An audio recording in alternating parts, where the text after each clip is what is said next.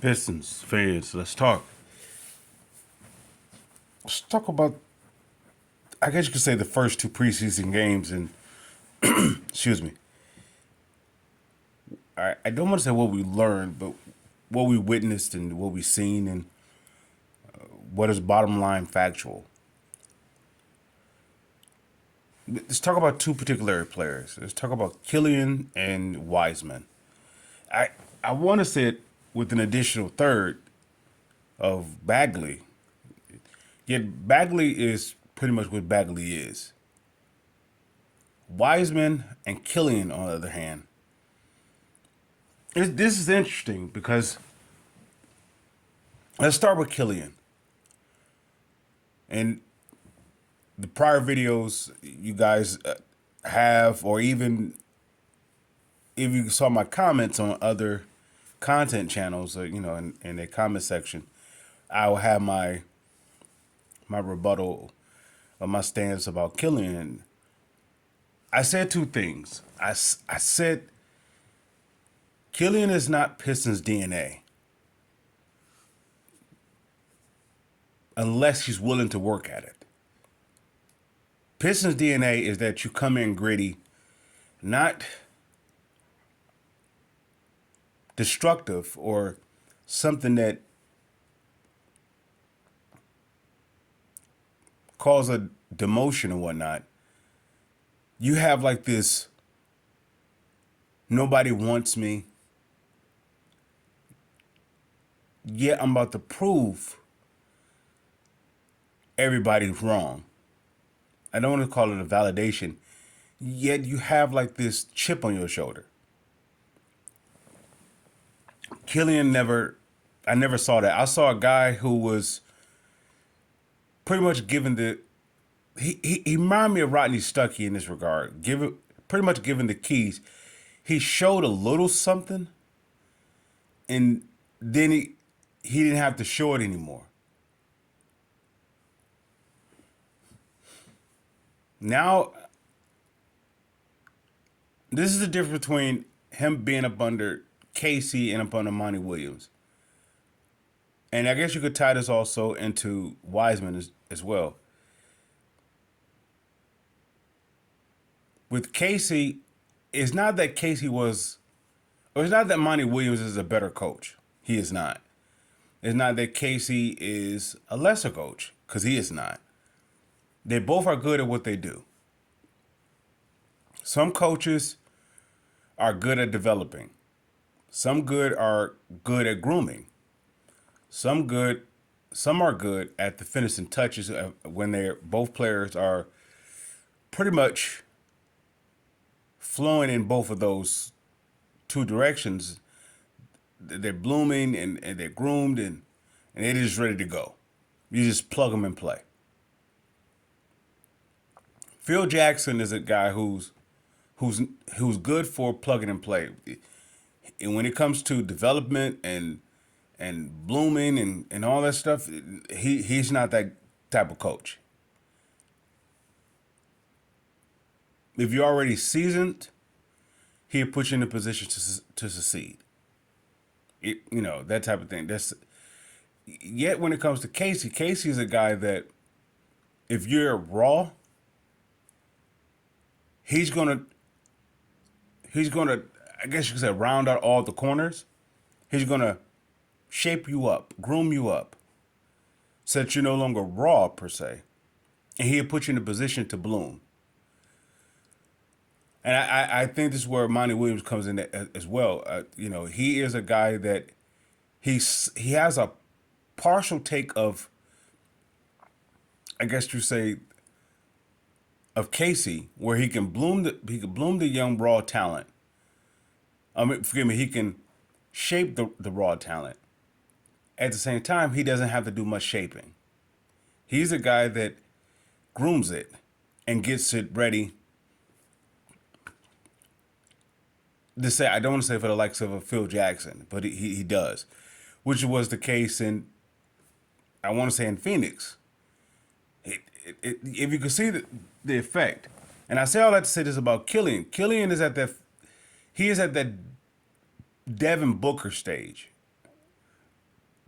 where he had Monty had Devin Booker for a couple years, and you know, okay, he's nice the first year or two, and then he started to take off. Now look at him.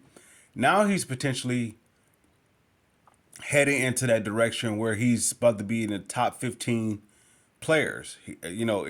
He's heading in that direction, where he's becoming one of those untouchables. And I said it about Killian. Killian is at the place where he is going to break out from himself, not break out in the league where he's break out among his peers per se. He's going to break out from himself. It's like he's getting past not seeing himself in the mirror, and now he's looking himself in the mirror. And I could say the same thing about Wiseman. Wiseman may be a step behind Killian in this development stage or process, you could say. Nonetheless, Wiseman is going to be like I said this one in a prior video, that Wiseman will be your most improved Piston because he has the total package. Wiseman actually has the total package. I said in a prior video that Asar Thompson is the complete player, and I stand by that. And I want to say second player that's complete is Wiseman. Now, if a fan were to hear that, they'll say they're far from complete. Their game has flaws. When I say by complete, they can do 6 to 8 different things well. Wiseman is like in the stage with Killian that he's getting past the point of avoiding not seeing himself in the mirror, where he's looking himself in the mirror. If he's telling you that he's practicing 3 times a day, I don't know if that was ever said with him in Golden State. I don't know if he had the opportunity to because of injuries or whatnot. But I never heard that before. It could have been stated, and I just didn't hear it personally. Nonetheless, he is at the position where he's getting past the place where he's no longer avoiding looking at himself in the mirror. We would call this maturing. And he's taking it seriously. The same thing with Killian. They are taking it seriously. They're looking themselves in the mirror. It's not that they never had talent, because if so, there wouldn't have never been a lottery pick. Is what I understand that could be a hit or miss thing. Yet the talent was always there. It just is a matter of them maturing, and that's what separates pretty much one player from another player. Is how fast or how much you want to look at yourself in the mirror. And the more you look at yourself in the mirror, the more you develop this work ethic that it becomes untouchable. Of course, some people could call it borderline. You could say difference or insanity. It just becomes a remarkable thing. This is where you hear the stories about Kobe Bryant, how he was just, I don't want to say a savant, but he was a guy that was constantly evolving, because he was constantly looking himself in the mirror. And that was his one gripe against, if I may differ for here, that was his one gripe against Shaquille. Shaquille was a person who avoided looking himself in the mirror.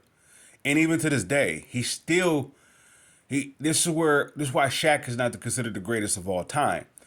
Did he have the talent to be? By far. Yeah, he did. He's big, fast, strong, he's mobile.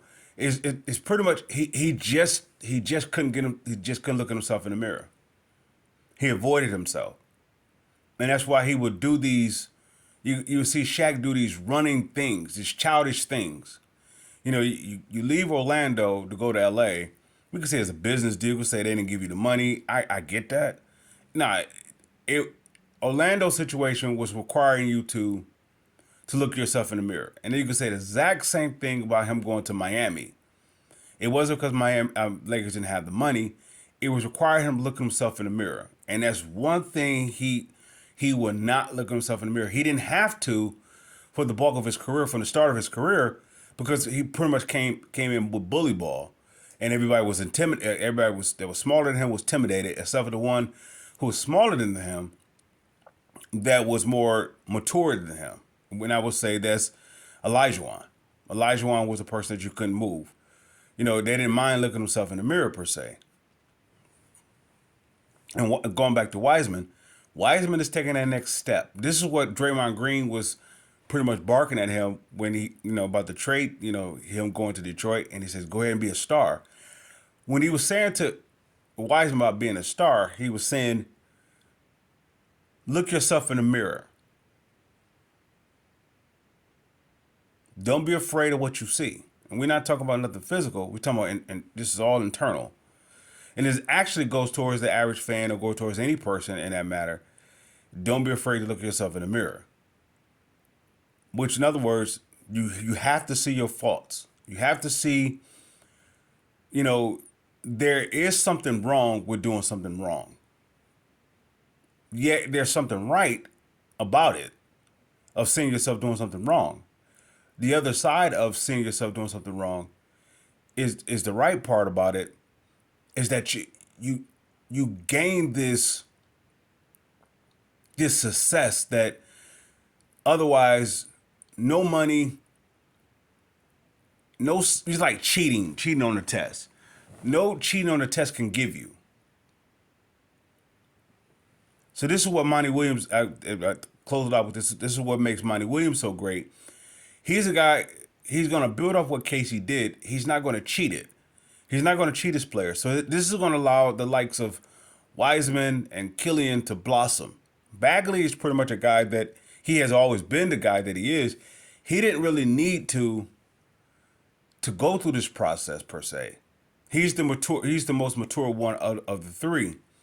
Nonetheless, he has a ceiling that, let's say, is to the likes of